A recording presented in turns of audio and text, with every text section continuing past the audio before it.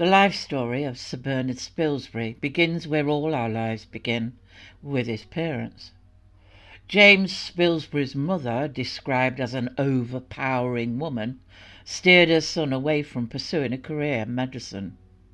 She insisted that he follow his father's path into a trade which had provided a comfortable lifestyle for the family.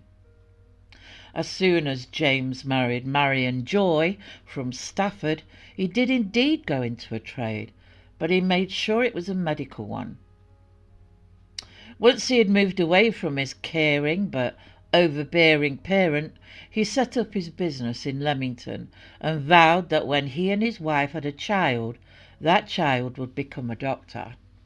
Their very first child was a boy born in January 1877 in a house on Bath Street, Leamington, and christened Bernard Henry Spilsbury. Over the next couple of years he was joined by a brother and a sister, Leonard and Constance, and later another sister, Gertrude. His father was a disciplinarian, while his mother was very active in the church. On Sundays, young Bernard had to attend church twice a day, a task he likely faced with the calm seriousness that would remain a constant trait throughout his life.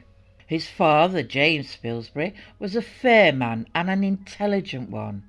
Although he was quite strict with his offspring, he had never forgotten how his dreams had been dismissed and was going to make sure his children followed their dreams. Their house in Bath Street was a happy family home. Leamington was becoming a modern Midland town.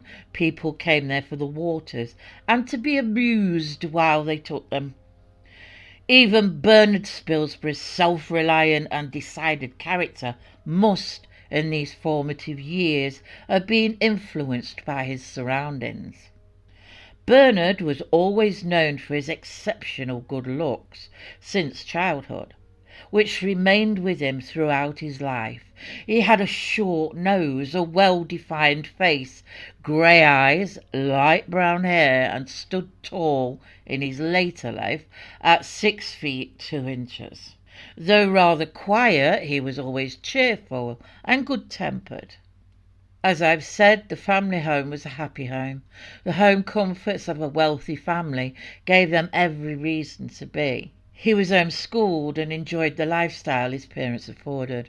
Bernard's father, James, had, as we know, set the grounds of his oldest son's future career, but his mother and her beliefs still clung to the belief that a trade was the way her grandson should go. Although James had his own ideas for his son, he had also proved by his own success in a trade that she had been right, something she made sure he didn't forget. In 1888, James Spilsbury took a position as a consultant chemist to some large firms in London. Once accepting this position, he decided to make his home in London. While looking for a family home in the capital, his young family stayed for a while with his parents at Stafford. Bernard was now 11 years old and had just gone to his first school, Leamington College. The headmaster was Dr. Wood. With the family temporarily apart, Bernard became a boarder at the college and spent his holidays with his grandparents, mother and siblings. During this time he enjoyed fishing and playing in the countryside that surrounded his grandparents' home. It wasn't long before his father found a home for them in Crouch End, North London. On leaving Leamington with a could-do-better report, Bernard then attended University College School in Bloomsbury for a year before being moved to Frognall in Hampstead. But his father James was on the move again between 1890 and 1891, when a position was offered. He had made a very good profit in the sale of his former business, but James was an enterprising man whose business choices always paid off, and an important firm of wholesale chemists in Manchester had asked him to join them. So off to Manchester the family went, and Bernard went to his third school, Manchester Grammar School, where he continued his education adequately. Now Bernard's father couldn't understand why his son wasn't performing better, as he knew he had the brains to do well. Why? His father wondered. Wasn't his son bothered about being more adventurous and using his brains to his advantage? He gave his son many lectures about this, according to Bernard's brother, but the 15-year-old Bernard smiled, said little, and just dismissed it from his mind. Bernard was doing his own thing, in his own time. In 1893, Bernard started at Owens College. Here he played rugby football and other games. He was thought rather a solitary being, given to taking long walks by himself, and also enjoyed other pastimes he could do alone, such as skating. It was also at this time he had an accident that left him with his index finger on his right hand being shortened. With his hand being temporarily out of use, he learned how to use his left hand, and that would lead him to becoming ambidextrous for the rest of his life, although he usually chose to work with his left hand. Bernard's father had for some reason taken his family back to London, and Bernard was now free from the lectures and concerns of his father.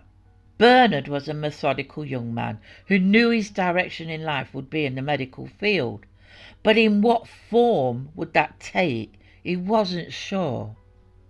This contemplation period was frustrating to his family, especially his grandmother.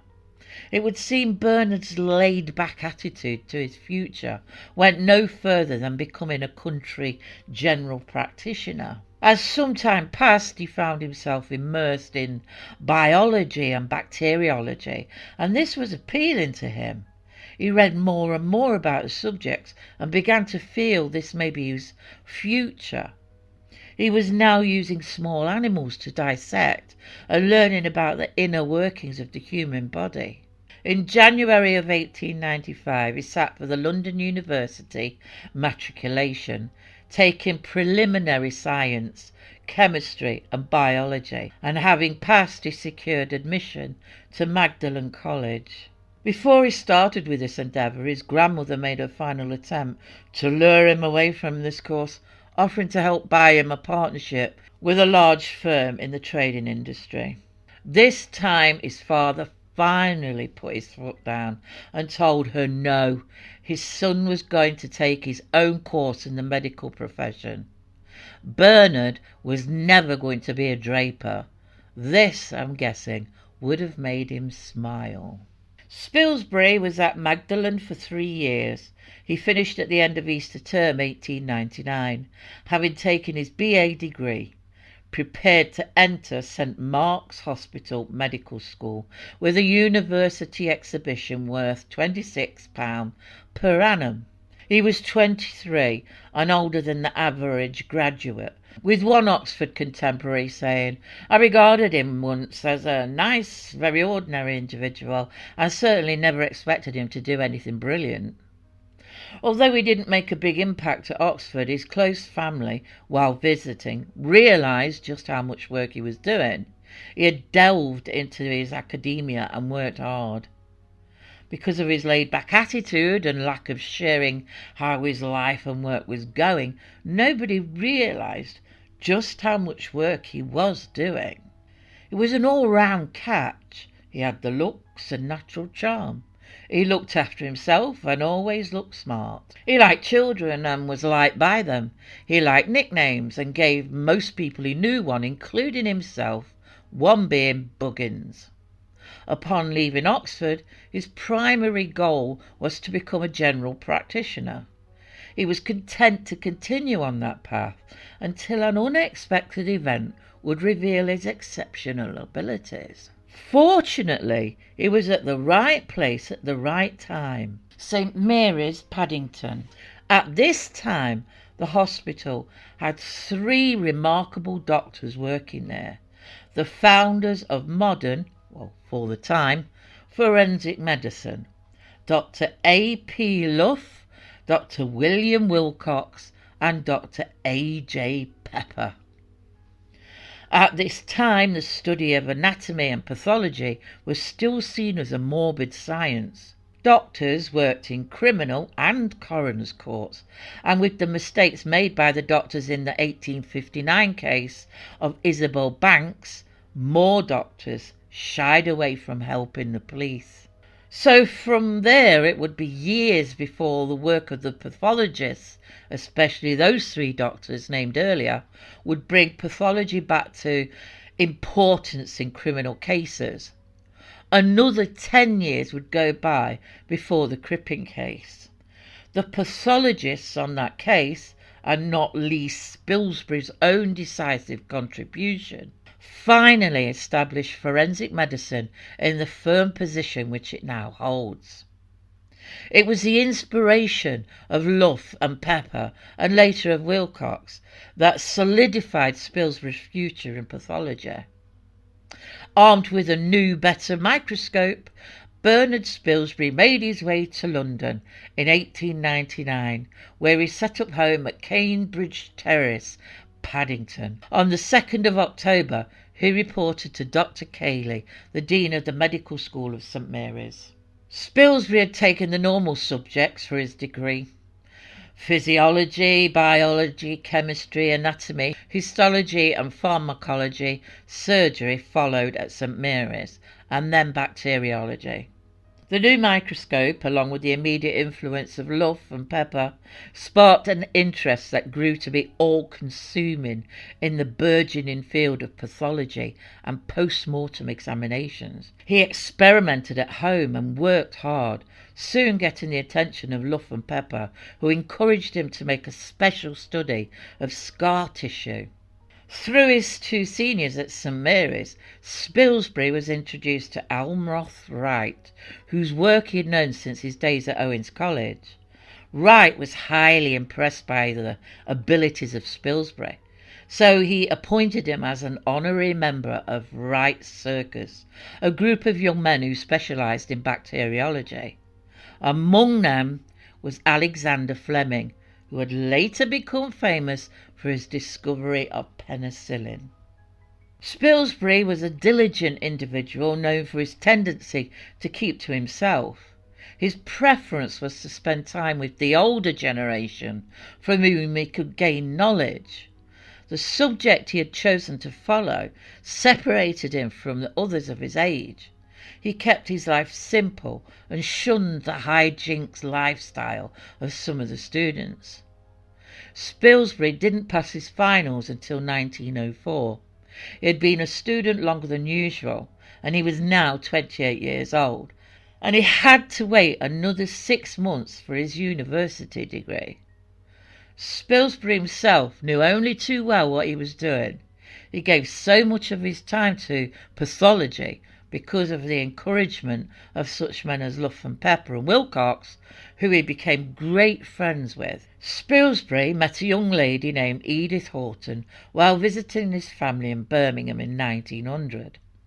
They stayed in contact over the years and met whenever possible. In August of 1908, Bernard and Edith married. If Spilsbury was going to go in any direction, it was in the same direction as his mentors, who were all being retained by the Home Office as expert medical advisors in specific criminal cases. This not only deepened his passion for pathology, but also nurtured his curiosity in applying it to forensic medicine and crime-related issues. And Spilsbury was definitely being groomed for that position. Spilsbury worked under Pepper as assistant demonstrator of pathology from 1904 to 5, and as pathologist and morbid anatomist in 1907. Spilsbury, when newly qualified, performed his first post-mortem, entering the details in the first of his long series of little black notebooks. In later years he began to summarise selected cases on filing cards. In the end they contained the details of around 25,000 post-mortems.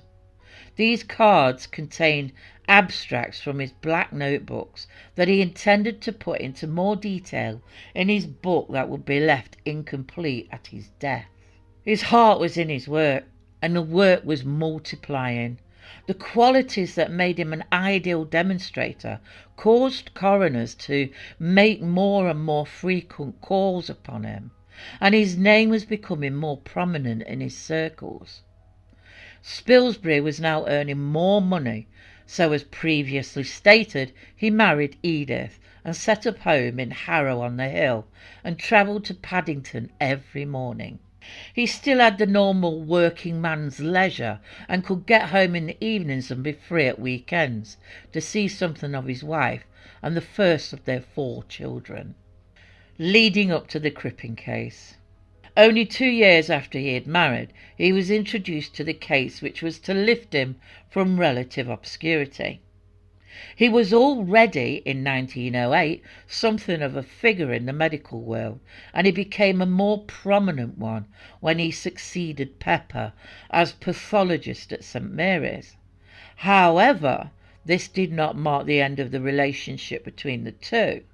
Pepper, despite now desiring a more relaxed life, continued to work at the hospital as a consultant and maintained his connection with the Home Office, a fact that was to be of some importance to his former pupil a year later. Spilsbury's work in the coroner's courts continued to increase. Around June 1909 he was called to give his findings at Kensington Coroner's Court for an unusual case. A 29-year-old woman died while having her hair shampooed at a store. The process entailed applying a lotion containing tetrachloride of carbon. An electric fan was used to disperse the fumes, which had been known to cause some cases of fainting. But Spilsbury, who performed the post-mortem, said that in a perfectly healthy subject there was absolutely no danger to life. The victim suffered from status lymphaticus, hyperplasia of the lymphatic tissue, formerly believed to be the cause of sudden death. Though the store was reprimanded for employing an unskilled operator, it was otherwise exonerated. Reading through Spilsbury's writings, it was noted that he had many cases that were due to human neglect. Crippen. Bernard Spilsbury, at the age of 33 in the autumn of 1910, played a crucial role in the Crippen case.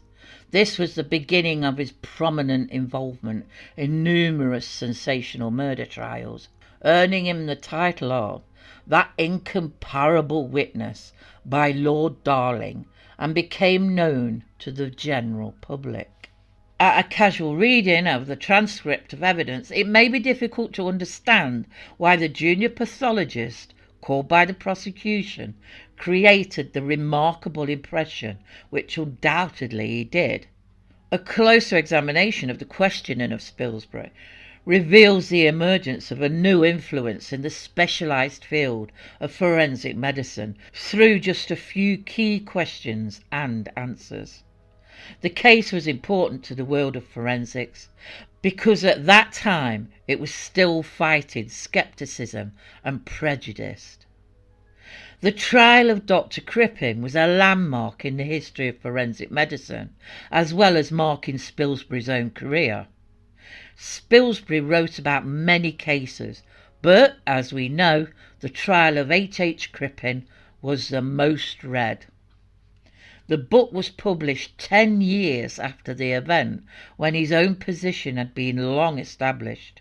The book has, over the years, been picked apart by so many people, all looking for some possible answers that may have been missed, or from those who wanted to know more about the Spilsbury examination and to learn from it. In July of 1910, Spilsbury was going with his wife and child to Minehead for a holiday. He'd never heard of Dr. Crippen, although he may have read a little bit about a missing woman of that time in the newspapers. A day or two later, however, his holiday plans were changed, and Mrs. Spilsbury and the baby went to Minehead without him. Cora Crippen had apparently been found. Well, at least some of her had. And the medical side of the inquiry into her death was in the hands of the team at St. Mary's. Doctors Wilcox, Pepper and Luff called on the young demonstrator of pathology, whose painstaking work was known to them all, Spilsbury's reputation had grown, and R.D. Muir, who was in charge of the Crippen case, had asked for Spilsbury. With Muir was Travers Humphreys. Muir never wasted a minute. A link between the lawyers and the doctors was supplied by Mr. Ingleby Odey, a qualified medical man as well as a barrister. While the police continued their search for the runaway couple and eventual discovery of the remains, Spilsbury was brought in. It states, human remains found July the 13th. Medical organs of chest and abdomen removed in one mass. 4 huge pieces of skin and muscle, one from lower abdomen with old operation scar. 4 inches long, broader at lower end. Impossible to identify sex. Hyoscine had been found. Hair in Hind's curler, roots present. Hair 6 inches long. Men's pyjama jacket, Jones Brothers, Holloway, and an odd pair of pyjama trousers. There was no head, there was no bones, and all the limbs were missing, except what might have been parts of a thigh. Upon the residue, the 4 doctors now had to set to work. Wilcox and Luff analysed the various organs, while Spilsbury assisted Pepper, at the latter's request, with the pieces of skin. One of these, with the scar, was to prove of paramount importance. Although Spilsbury was used to working with Wilcox, Pepper and Luff, he wasn't used to working with Muir, who was a great criminal lawyer. It was Muir who drove the police into resuming their abandoned efforts to trace the date of purchase of the pyjamas that was found with the remains in the cellar. This date was one of the decisive factors which convicted Crippen. The dynamics of the team drove Spilsbury. His first big case was to hinge on the medical evidence. The trial began on 18th of October and lasted 5 days. On the afternoon of the second day, Dr. Pepper was called, and the vital controversial testimony began. Pepper described the piece of skin on which the mark, which in his opinion was the scar, of an abdominal operation. The exhibit, preserved in formalin in a dish, was handed about the court. The evisceration of the body, the pathologist went on to say, was the work of a person skilled in dissection. The remains were those of an adult, young or middle-aged, but there was no certain anatomical indication of sex. When he first examined them in July, they had been buried for 4 to 8 months. Burial had taken place shortly after death. Asked by Muir if it could possibly have occurred before the 21st of September 1905, the date when Crippen became tenant of the house, the witness replied, "Oh no, absolutely impossible." Spilsbury himself was the first witness called the next morning, the 20th. This tall, handsome, well-dressed man impressed those seated in the courtroom. In cold, unemotional tones, he described his examination of the piece of skin and its adherent flesh as a whole, and then of the section handed to him by Pepper for microscopical scrutiny. This section was 1½ inches in length and nearly ½ an inch in width. It included a portion of the mark asserted by a scar. At each end of this minute fragment he found glands, but there were none in the centre, proving that in fact the mark was a scar and not a fold, as the defence tried to claim. The presence and arrangement of certain muscles proved further that the specimen came from the lower part of the wall of the abdomen. He had formed his opinion about the scar before microscopical examination. This had merely corroborated it. In cross-examination, Mr. Tobin asked Spilsbury how long he had been associated with Pepper, and whether he had heard, before his examination of the piece of skin, that Mrs. Crippen had undergone an abdominal operation. Spilsbury replied, The fact that I have acted with Mr. Pepper has absolutely no influence upon the opinion that I have expressed here. The fact that I have read the papers and that there had been an operation on Belelmore had no effect at all upon the opinion I have expressed. I have no doubt that this is a scar. I have an independent position of my own, said Spilsbury, and I am responsible for my own opinion, which has been formed on my own scientific knowledge, and not in any way influenced by any supposed connection with Mr. Pepper. And then again he said, 1. I have absolutely no doubt in my own mind as regards the scar. I have my own microscope slides here, and I shall send for the microscope in case it should be needed. The dominance and assertiveness in his voice was apparent. It showed that this was a man who wasn't going to be influenced by anyone, only by his scientific findings. Spilsbury's part in the trial had not yet ended. Having said he would send for his microscope, he obtained it, and in an adjoining room he demonstrated to the jury by means of the slides the existence of the scar. 2 days before Crippen's execution, he wrote Mr. Leneve a long letter in which he criticised the Crown's evidence in the matter of the scar. Without mentioning Spilsbury by name, he attacked his evidence. The final line on Spilsbury's card on Crippen reads, "Summary, no direct evidence." And Muir, after Crippen's execution, made the cryptic remark, "Full justice has not yet been done." Following the Crippen case, Dr. Pepper made the decision to withdraw from public life, resigning from his Home Office appointment, and suggested Spilsbury as assistant to Wilcox, who is now Senior Home Office pathologist. The Spilsbury's second child, Alan, was born in the 3rd week of March 1913. The previous 6 weeks had been terribly worrying for both parents. Early in February, Mrs. Spilsbury had to undergo a sudden operation for appendicitis. A specialist from St. Mary's hurried to Marlborough Hill. The surgery was successful, and Mrs. Spilsbury gave a full recovery. However, due to her illness, the child was delicate from birth and passed away at a young age. Over the next few years, Spilsbury and Wilcox covered many cases brought to them, and even covered private post-mortems for families usually involved in will disputes, which brought in extra cash for the doctors. At 37, Spilsbury attempted to contribute to the war effort, but was deemed more valuable for the tasks at home.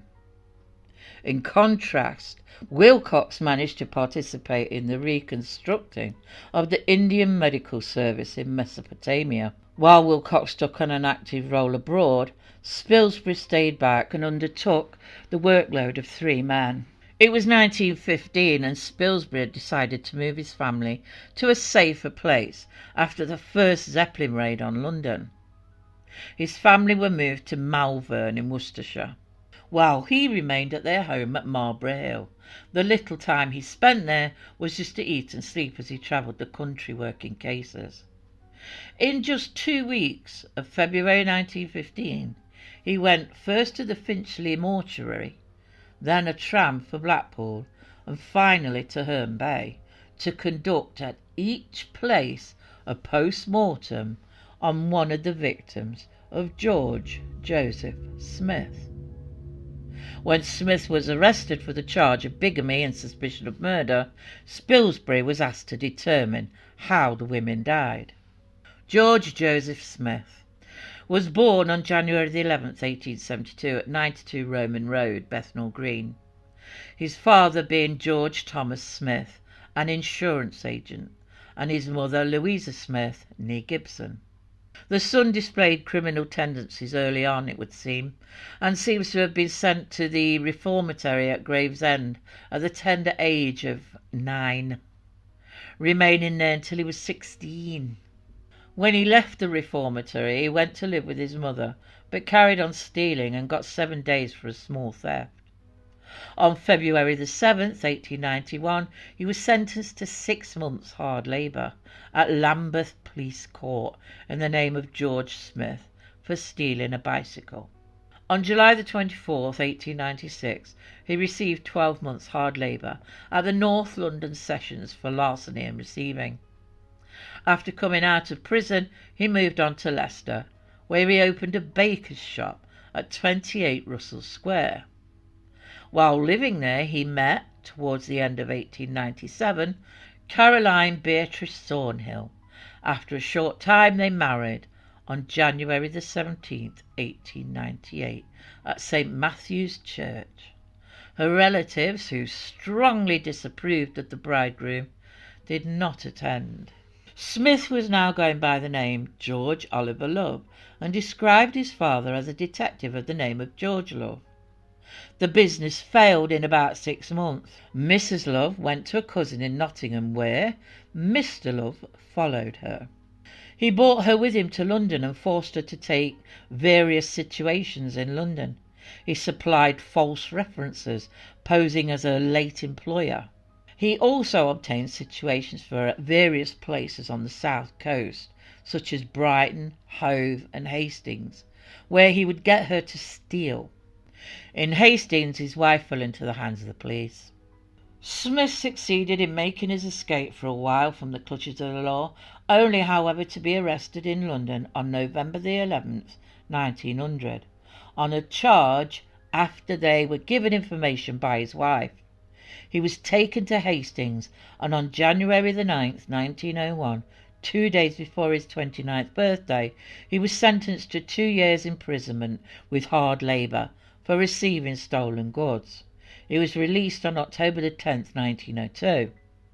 When he was released, he went to Leicester, trying to find his wife, but her brothers chased him out of town.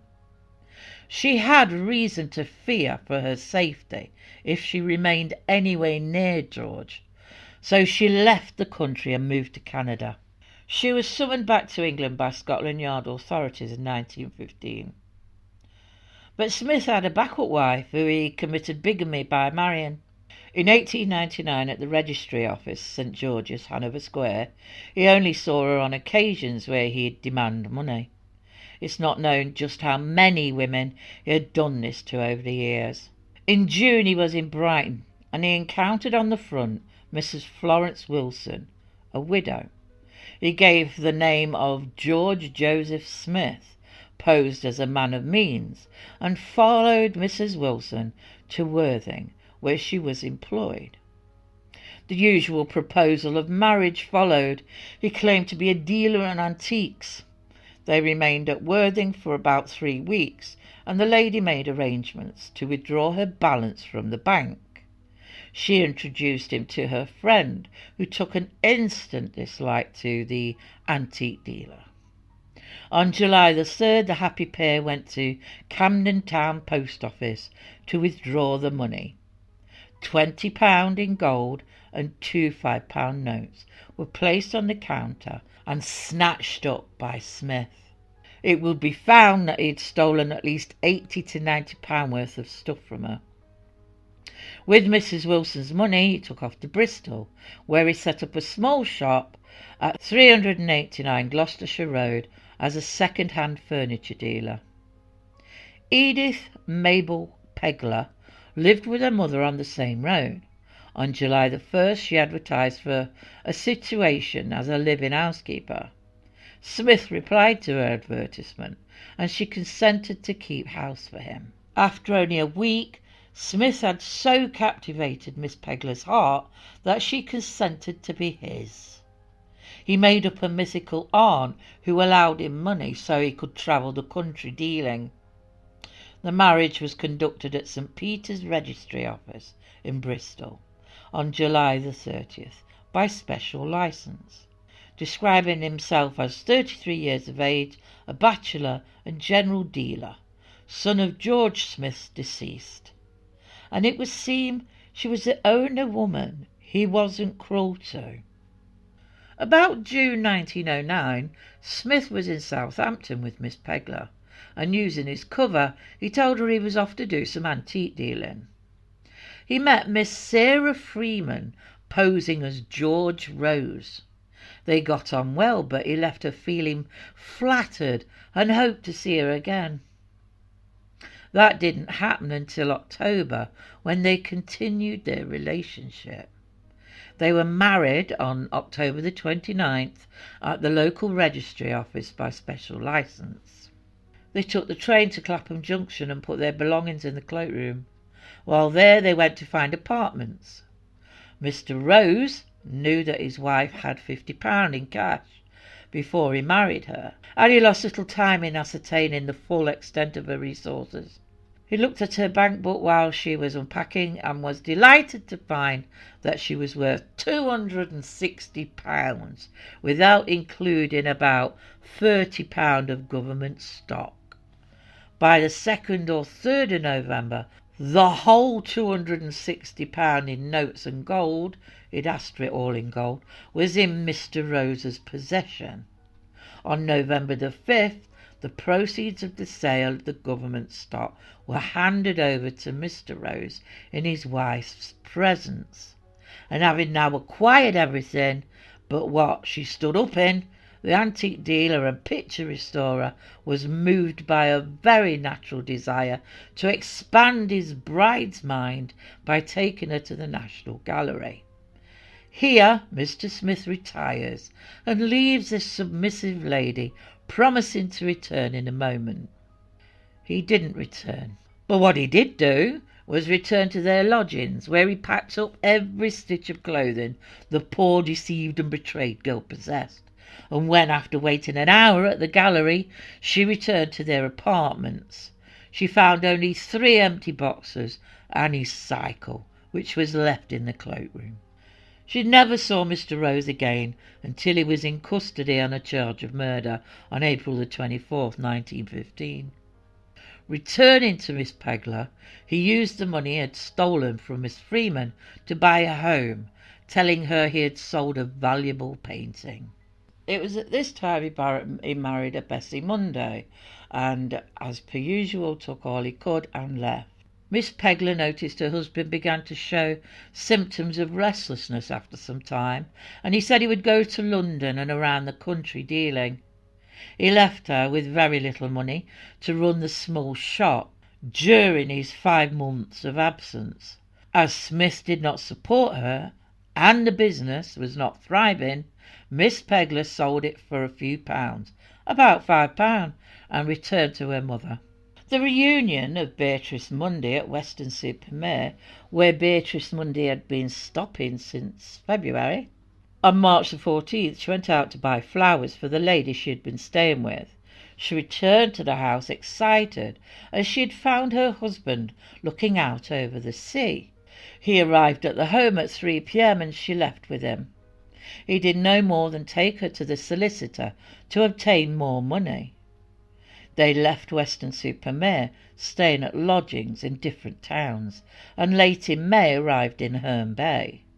They rented a house. Smith made visits to his wife's solicitor to obtain cash, and asked about what would happen if she died intestate. He was informed her estate would go to the next of kin under the statute of distributions, and the husband would get nothing. The very next day they both made wills, on July the 8th. The next day Mr. Williams, or Smith, came to the shop of Mr. Hill, an ironmonger, and brought a bath for a knocked-down price of £1 7 shillings and 6pence. He did not pay for it, and returned it on July the 15th. After buying the bath, he took his wife to see a doctor, claiming she was having fits. He listened as the doctor described epileptic fits, and the doctor prescribed a mild sedative, bromide of potassium. But when the doctor questioned Miss Mundy, she couldn't recall having fits. On Friday, July the 12th, Williams fetched Dr. French to see his wife in bed. The doctor saw nothing amiss, except that her hands were clammy, but the weather was hot, face a little flushed. She looked like she'd just woken up on a hot night. The doctor prescribed more bromide. At 3 p.m. he saw the pair again, where Mrs. Williams looked in perfect health. At 8 a.m. the next morning, Saturday, July the 13th, Dr. French was handed a note. It said, "Can you come at once? I am afraid my wife is dead." The doctor hurried round to 80 High Street and found the door ajar. He entered and went upstairs with Williams and saw Mrs. Williams lying on her back in the bath with her head in the water. Smith claimed he had just left her for a while and she must have had a fit while bathing. Miss Mundy's funeral was on the 16th of July. Although the Mundy family disputed the will, Smith, or Williams, walked out with £2,403 15s. Smith once again returned to Miss Pegler and stayed for a short time before buggering off again when she questioned him regarding where he'd been. This time he made his way to Southsea, where he met Alice Burnham, his next victim. She was 25 years of age and was looking after an old gentleman named Holt. She was a healthy young woman and had made a very good recovery from a somewhat serious operation. Within a very few days, Smith and Burnham had got engaged. On Saturday, October the 25th, they went to Aston, Clinton, where they remained with their parents until October the 31st. The visit was cut short because of Smith's behaviour, which the family found so objectionable that Mr. Burnham asked his daughter to leave. Mr. Burnham really didn't like this man his daughter had intended to marry and thought something terrible would happen to her. He wouldn't be wrong. They were married on November the 4th at the Portsmouth Registry, he giving his true name. Alice Burnham's means at the time of her marriage were that she had £27 19s and 5d in savings, from her father £100 and interest on his promissory note, and £10 due from her sister Mrs. Pinchin. She also had a quantity of jewellery and clothing.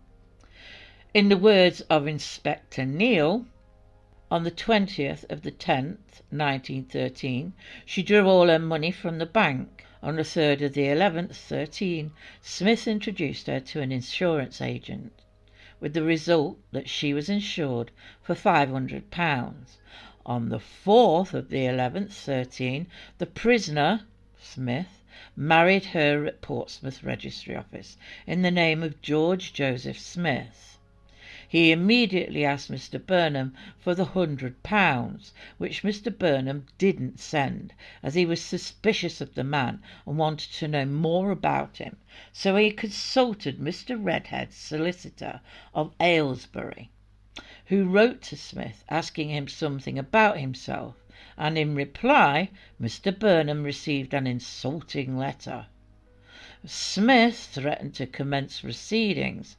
Mr. Burnham was eventually advised to part with the money, and on the 29th of the 11th 13 he forwarded the owed amount to his solicitor, who sent it on to Smith's solicitor. Smith received the money and put it into his own account. On the 4th of the 12th 13 the insurance on Miss Burnham's life was completed and the premium paid. On the 8th of the 12th 13 Miss Burnham called on Mr. March, solicitor, Portsmouth, and made a will in favour of her husband. On the 10th of the 12th 13, Smith and Mrs. Burnham went to Blackpool and called on Mrs. Marsden at 25 Adelaide Street, but declined to take rooms there as there was no bath there, and they were recommended to go to Regent's Road, where they took lodgings with Mrs. Crossley. The same day they called on Dr. Billing, where the prisoner explained that his wife had a headache as a consequence of a train journey. On the 11th of the 12th 13, Mrs. Burnham asked for a bath, which was prepared by Mrs. Crossley. and shortly after Smith went to Mrs. Crossley and said he could not make his wife hear. She was found dead in her bath by Smith and Mrs. Crossley. Dr. Billing was sent for, and on the 13th of the 12th, 13, an inquest was held, and a verdict of death from drowning was returned. A funeral was arranged to take place on the 15th of the 12th, 13, and on the day before Mrs. Burnham's mother and brother went to Blackpool to be present at the funeral. The same day Smith left, immediately after the funeral, and said he had to get back to Portsmouth. They never saw him again.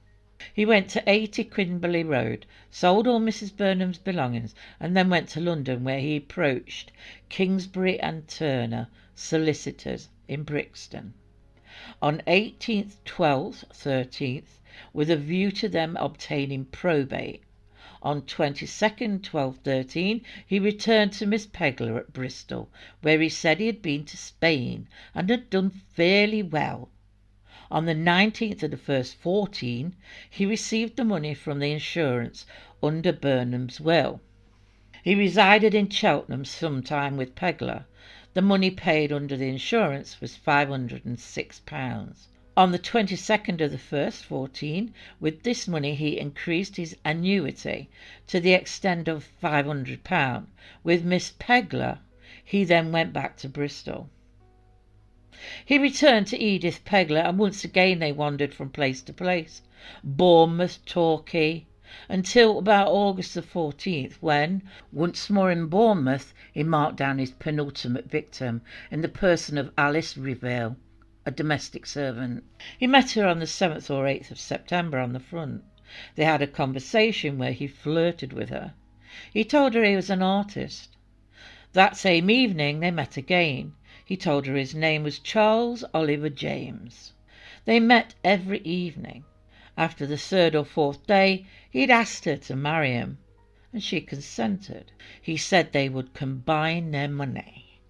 Of course they would. He asked her about her finances, which consisted of a reasonable sum, but not huge. They went to the registry office and were married by special licence. This was on the 17th of September. They left Woolwich for Waterloo and went to 8 Happer Road, Battersea Rise, where they had taken 2 furnished rooms. He had convinced her to withdraw her savings and place it in his account, which she did. On the 21st of September they went to the post office and withdrew the £76, 6s. Smith told her as they walked together he was going to the lavatory asking for her to weigh it. He didn't return, and she was left with nothing. Towards the end of 1914, Smith had returned to Miss Pegler in Bristol. After a while he had told her he was going on another run before Christmas, so off he went again. Margaret Elizabeth Lofty was a spinster, aged 38. Smith made her his next target. Smooth talking and flattery went his usual way with Miss Lofty. Miss Lofty, who had been disappointed in love the year before, when it turned out that the man she had been seeing already had a wife, became quite enamoured with Smith. She hadn't told her family the truth, only that she was going to spend a few days in London with her friend. Smith was now going by the name John Lloyd, and his occupation was now a land agent. The unsuspecting victim is sent to the office of the Yorkshire Insurance Company, Bristol. Mr. Cooper of that office didn't see her as a good businesswoman when he first saw her on November the 24th, and filled in a proposal form for a £700 endowment policy. After a few lies, she told them she had no intention of marrying and had her own money. The insurance was completed on December the 4th, when she paid her premium, no doubt with money supplied by Smith.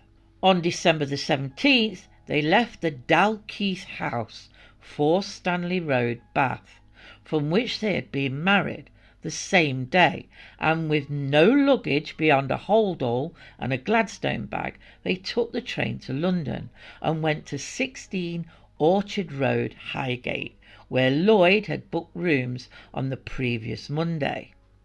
having already checked out of the bath situation, paying 6 shillings deposit.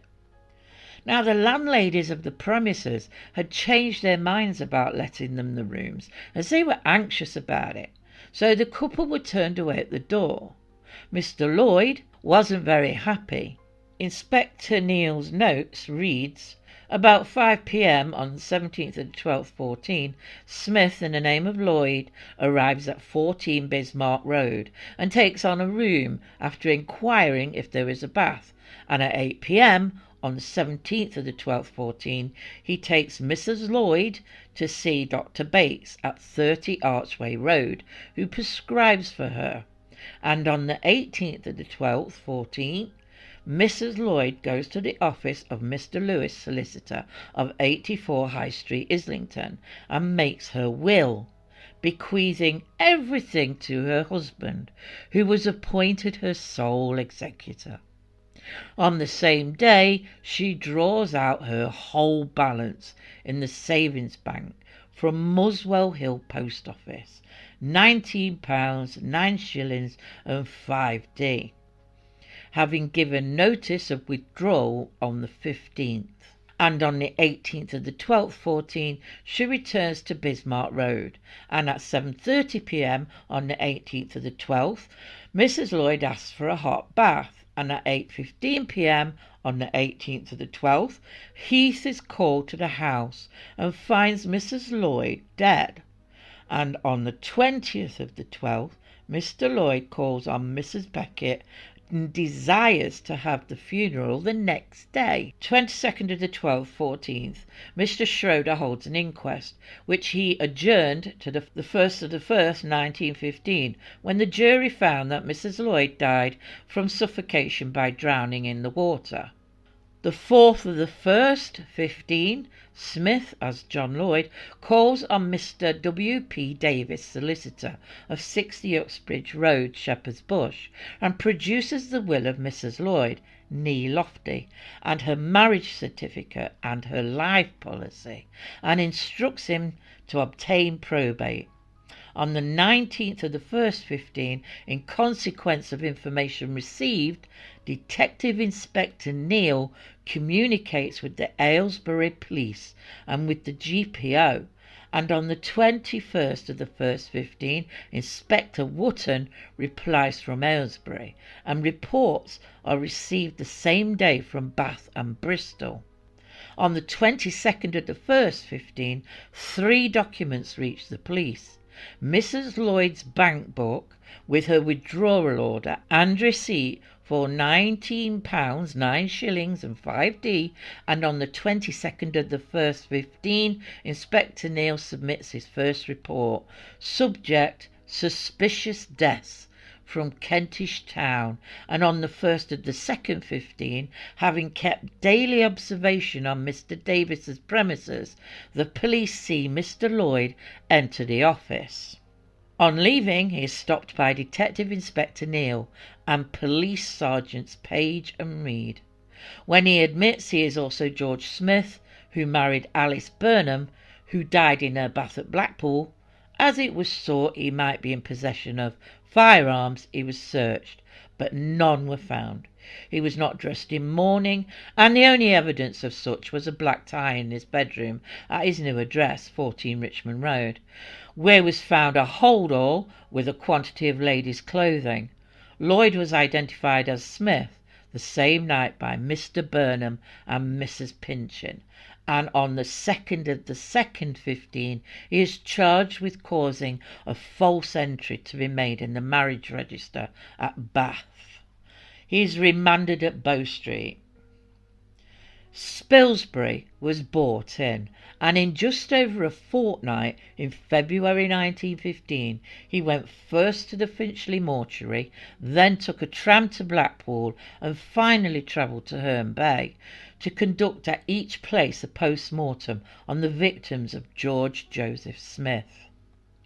One of the most widespread police investigations ever undertaken for the time began. Inquiries were to be made in over 40 towns, and statements taken from more than 150 persons. 112 of whom appeared as witnesses at the subsequent trial. On the day of Smith's arrest, Spilsbury was at the Finchley Cemetery supervising the exhumation of Miss Lofty's body. 6 days after, he was at Blackpool at the grave of Alice Burnham. On the 18th, he was off to Herne Bay, hoping to avoid the journalists who had now got wind of what was happening, calling the case The Brides in the Bath. During the next few weeks, while Smith remained on remand on a minor charge, long hours in the laboratory at St Mary's were being spent to build up the case. Spilsbury pondered over the bathtubs and the victim's measurements. The first stage of an epileptic seizure consists of a stiffening and extension of the entire body. Considering Bessie Williams, Miss Mundy's height was 5'7" and the length of the tub was only 5 feet, the upper body part would have been pushed up the sloping head of the tub, far above the level of the water. The second stage consists of violent spasms of the limbs, which were drawn up to the body and then flung outward. Therefore, no one of her size could possibly get under the water, even when her muscles were relaxed in the third stage. The tub was simply too small. Using French's description of Bessie Williams when he found her in the bathtub, Spilsbury reasoned that Smith must have seized her by the feet and suddenly pulled them up towards himself, sliding the upper part of her body under the water. The sudden flood of water into her nose and throat might cause shock and sudden loss of consciousness, explaining the absence of injuries and minimal signs of drowning. A slightly controversial means of proving this was taken by Inspector Neal, who hired several experienced female divers of the same size and build as the victims. He tried to push them under water by force, but there would be inevitable signs of struggle. Neal then unexpectedly pulled the feet of one of the divers, and her head glided under water before she knew what had happened. Suddenly, Neal saw that the woman was no longer moving. He quickly pulled her out of the tub, and it took him and a doctor over half an hour to revive her. When she came to, she related that the only thing she remembered was the rush of water before she lost consciousness. Thus, Spilsbury's theory confirmed. By the 23rd of March, Spilsbury's tests were completed, and Smith would be charged with his 3 most abominable crimes. Although in accordance with English law, he would be tried only for the murder of Bessie Mundy. The prosecution used the deaths of the 2 others to establish the pattern of Smith's crimes. This was allowed by Mr. Justice Scruton, despite the protests of Smith's counsel, Sir Edward Marshall Hall.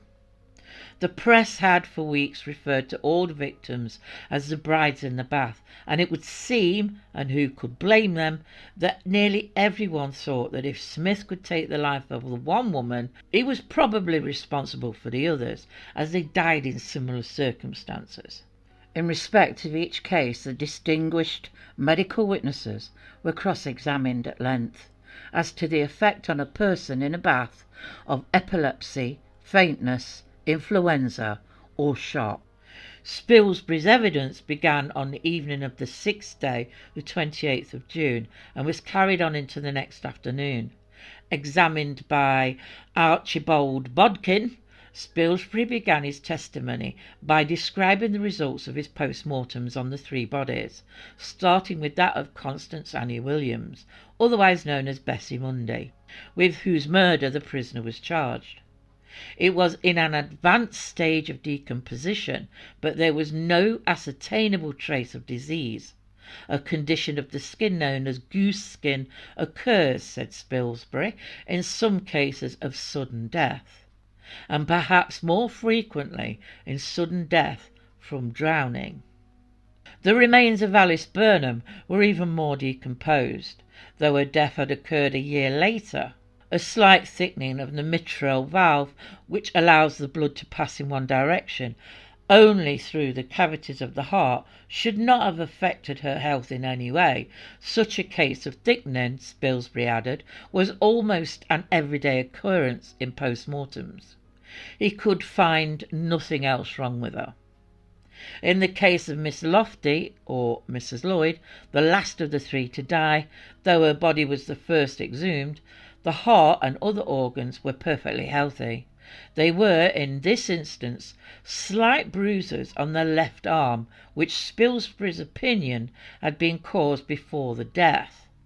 The brain, the only one of the three in a condition to permit a thorough examination, showed signs of congestion, a sign of death by suffocation.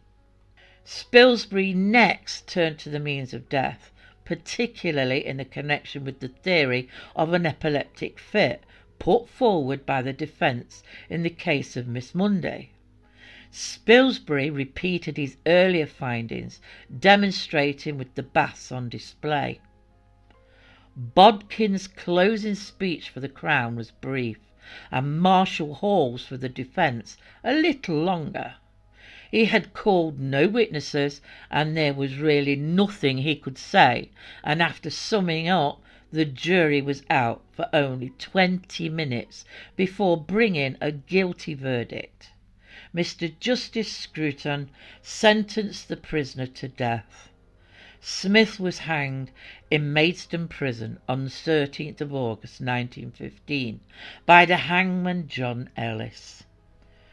Spilsbury was once asked which of the famous cases he had worked in he considered the most difficult. He said he thought the Crumbles case the most interesting he had had. After sifting through all the evidence available, it was obvious that the police could not make a very good case against the accused. Yet nothing was to be gained by waiting, and it was agreed to take the case to court with little hope of success. As it proceeded, the case against the accused gradually revealed itself, until by the end there was no shadow of a doubt about his guilt. It gradually took shape like building up a jigsaw puzzle, said Spilsbury. At 34, Emily Beale Biquet was still single. In 1923 she went to live at the Green Cross Club in Guildford Street, Bloomsbury. She was employed as shorthand typist by a firm of chartered accountants in Copthall Hall Avenue. A salesman with the firm, named Patrick Mahon, often visited the officers and became friendly with the typist. He was good-looking, well-dressed, and had a charm about him that made him popular with those in the office and those he met in regards to his job. He was popular in Richmond as a member of the Bowls Club and Book Club. Mahon was 4 years younger than her and was a man in an excellent position, earning good money. He was very vain and must always, in the most daunting circumstances, make a good impression. He had other interesting qualities too. Emily, at a vulnerable age, found herself deeply in love with him. A minor issue was that he was already married, a detail he couldn't hide at her workplace, as Mrs. Mahon also worked for the same firm in Sunbury. In fact, it was her who got him the job in the company.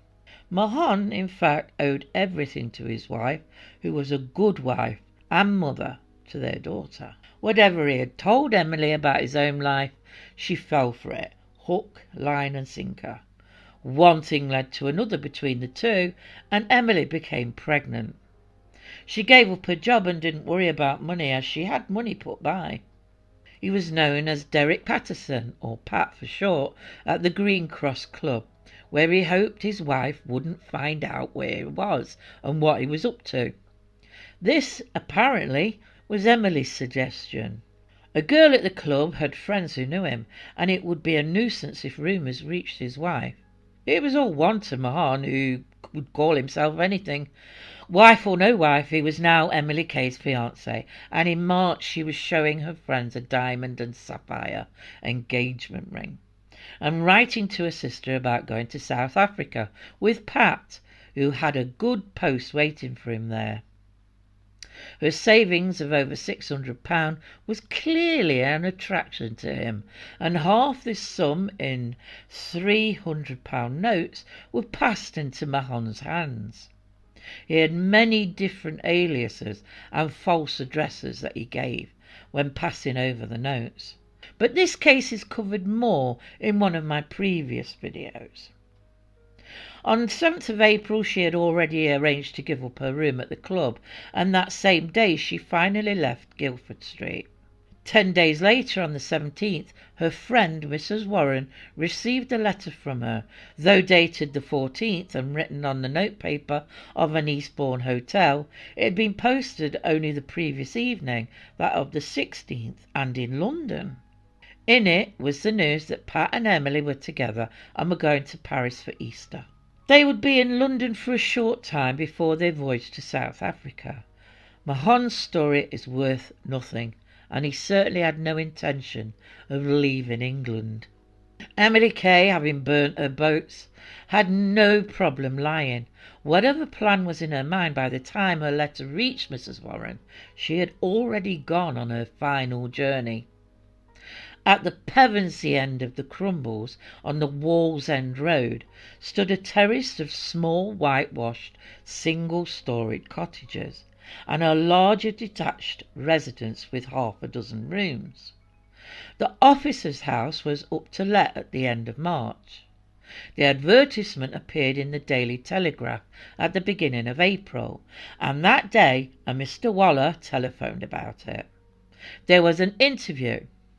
Mr. Waller saw the bungalow and agreed to take it from the 11th of April at a rent of 3.5 guineas a week. Easter came and went, and 2 weekends went by, and his wife was concerned. He had sent telegrams from Eastbourne, Bexhill and Vauxhall Bridge Road, giving explanations, but she wasn't convinced his excuses were real. As one more weekend came around, the last in the month, and he was absent again, she searched the pockets of his numerous suits for a clue. She found a cloakroom ticket from Waterloo. A friend who had been in the railway police agreed to investigate for her. At Waterloo he withdrew a locked Gladstone bag, and by forcing open the ends he discovered enough to send him straight to Scotland Yard. It was on May Day, a Thursday. Chief Inspector Savage examined the bag that evening and left an officer to watch the cloakroom for a few hours more to see if Mahon came to collect it.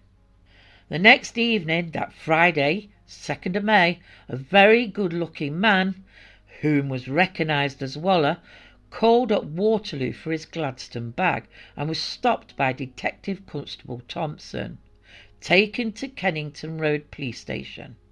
He was asked to explain how this piece of luggage came to contain a number of blood-stained articles, including a cook's knife and a racket case marked EBK, all sprinkled with disinfectant. A story about dog meat failed to account for the blood because it was human. Another tale followed, and that was also proven untrue. It came down to Spilsbury to look deeper into the lab work. The difficulty lay in disproving Mahon's story beyond that shadow of doubt which haunts every jury in a trial for murder. Spilsbury's remarks are instructive again because they are typical, and between the remarkable work of the CID and Spilsbury's painstaking work they would come to the right conclusion. Mahon's story, told at Kennington on the 2nd of May, brought the local police to the officer's house the next day, and on the morning of Saturday the 4th, Chief Inspector Savage and other officers travelled to Eastbourne. With them was Spilsbury and his new assistant, Mrs. Bambridge, who was sent to the pathological department to help in the museum. She developed an interest in post-mortem work and was allowed, an unusual privilege, to watch Spilsbury in his laboratory. A highly intelligent woman, she became his assistant before long and wrote up his findings at his dictation as he went along. She held this post until her early death a few years later. Spilsbury, himself now accustomed to such horrors, said the human remains discovered there were the most gruesome he had ever seen.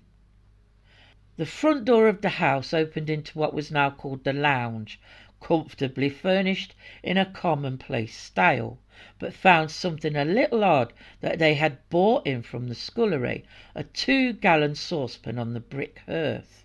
In the dining room another big saucepan stood in the fireplace, beside a saucer and a flimsy coal scuttle in the form of a cauldron with hollowed tripod legs. One of them was bent. There was a trunk in the bedroom with the initials FBK painted on it, a leather kit bag and a square hat box. When Spilsbury and his companions arrived, watched by a growing crowd of spectators, entered the bungalow on that May morning. The saucepans had been uncovered, and the contents of the trunk and the hat box, which now stood in the scullery, lay exposed.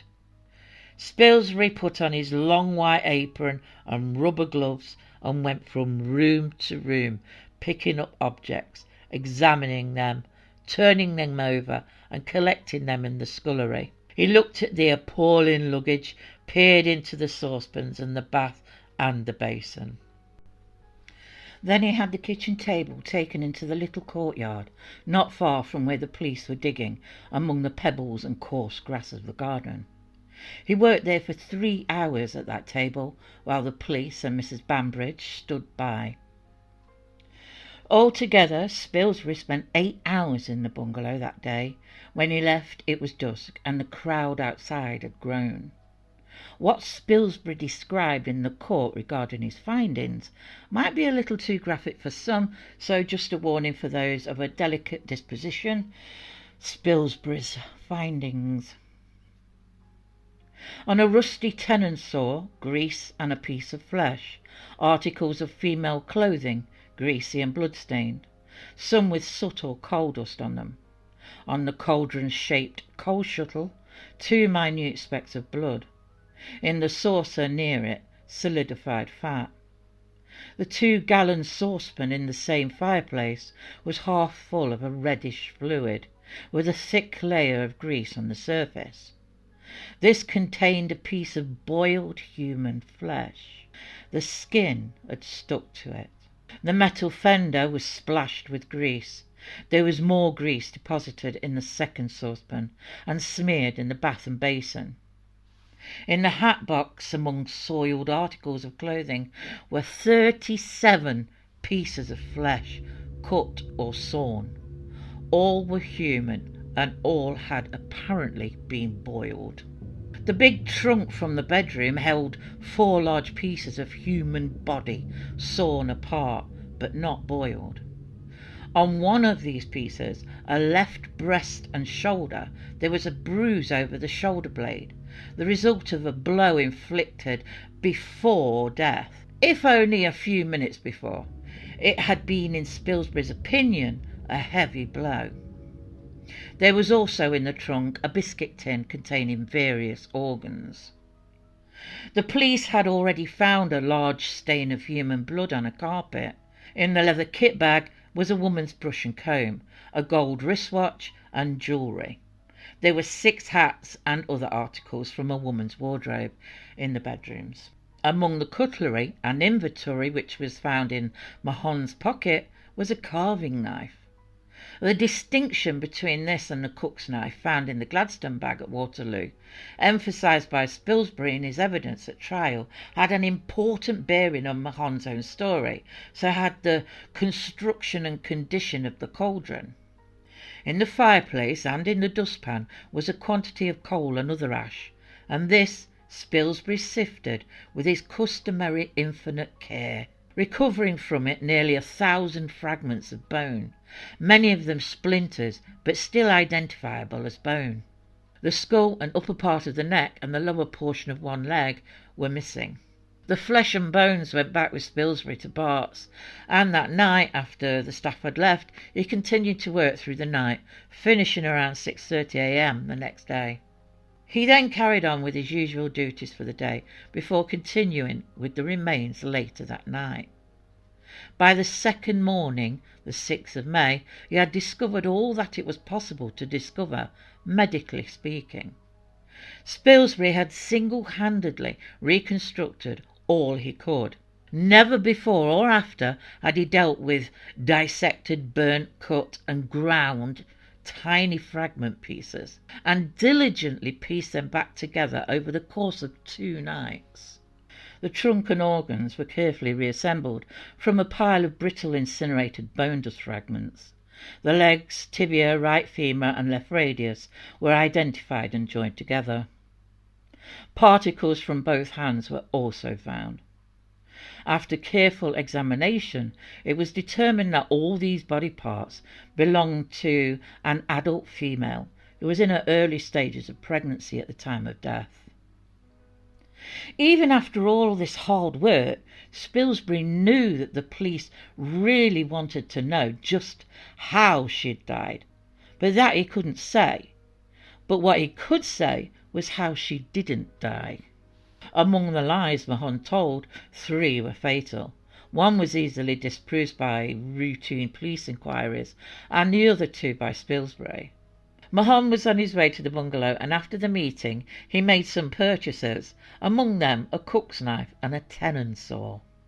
In his first statement to the police, Mahon said he bought these implements on the 17th, when Emily was dead, but it was later proved by receipt that he had bought them on the 12th, when Emily was still alive. He then went on to claim they had fought and she had fallen back, hitting her head on the cauldron. When Spilsbury was questioned at the trial regarding whether Emily could have been killed by hitting her head on the cauldron, he answered, no, she could not.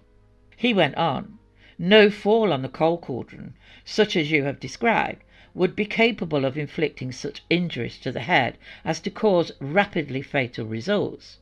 If that particular cauldron, filled with coal, were the one referred to, a sufficiently severe blow to produce such injury would have crumpled up the cauldron. Over the period of the trial and after the witnesses had been heard, Mahon was found guilty and sentenced to hang. It is believed that he killed Emily with a blow with an axe on her head or neck, so violently that it splintered the handle. Spilsbury, the man.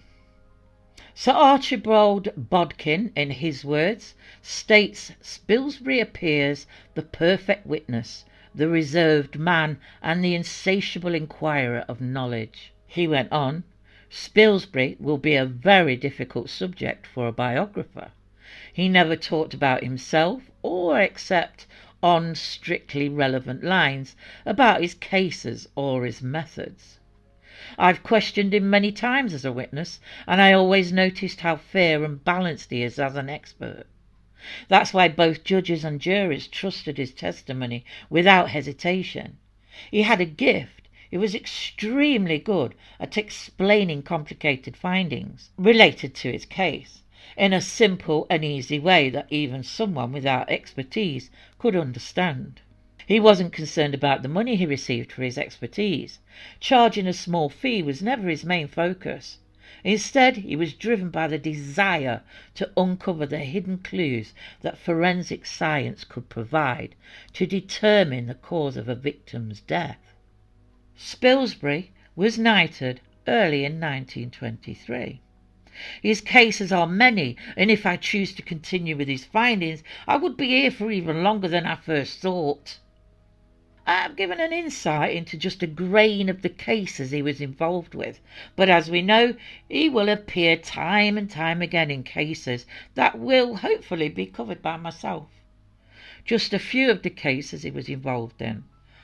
As we know, Hawley Crippen, the Seddon case, Major Armstrong poisoning, George Joseph Smith, Mahon, the Crumbles murders, the Sidney Harry Fox matricide, the Vera Page case, Norman Thorne, Donald Merrett, Alfred Rouse, Elvira Barney, Toni Mancini and Gordon Cummins.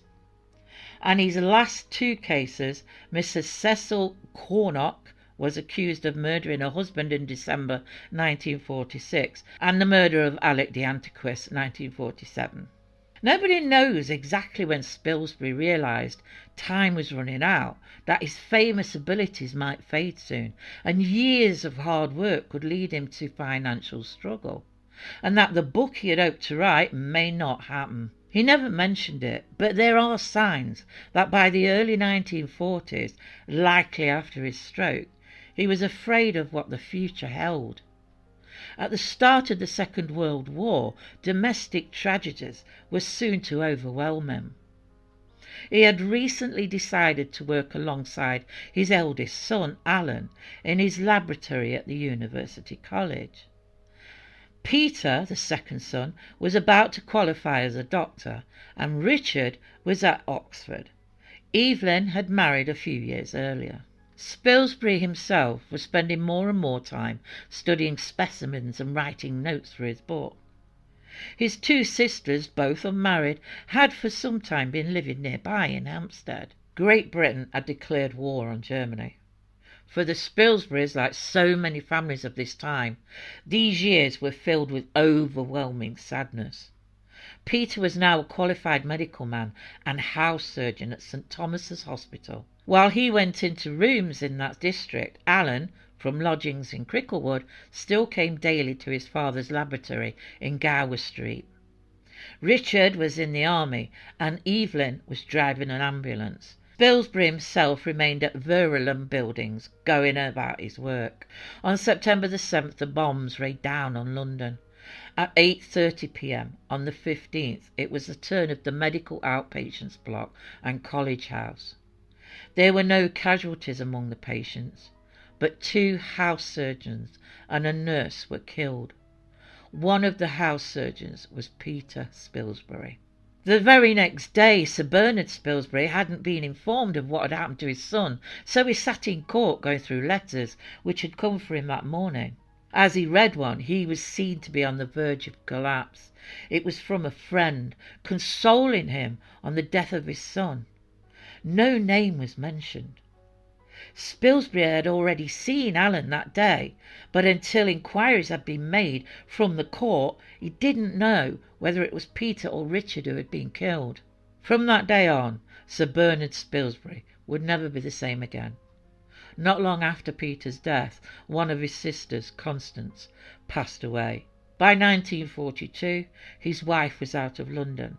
One son was in the army, and the other too delicate to do more for his father than help him with clerical work in his laboratory. His daughter, who he saw constantly, couldn't put him up for a while in Hampstead. For the first time in years, just when he really needed it, he had to take care of himself. So he moved into a hotel. He spent his days working through the week and spent weekends with friends or family. But his health was noticeably declining. The ultimate tragedy occurred when his beloved eldest son Alan became ill in November 1945. Despite spending every day together in the Gower Street laboratory, Sir Spilsbury hadn't noticed his son's deteriorating condition. And within 3 days, Alan succumbed to galloping consumption, also known as tuberculosis. Sir Spilsbury had another mild stroke that forced him to take rest. In December 1947, he wrote to his friend who was staying in Switzerland. In it, Spilsbury told him that by the time he received the letter, it would all be over. He would not linger on to be a burden to others. On December the 17th, he arranged his day thoroughly, even handing out early Christmas boxes. At 7:30 p.m, he was again in his laboratory in Gower Street. 10 minutes past 8 that evening, a colleague on the university staff had returned for some purpose on his way to his room. Passing the door of Spilsbury's laboratory, he saw a light on. He could smell gas and called for the caretaker to open the locked door. Sir Bernard Spilsbury was found slumped in his chair. His primary cause of death was coronary thrombosis. The secondary cause was carbon monoxide poisoning. He was cremated at Golders Green Crematorium. His loved ones and friends spoke of the man they knew.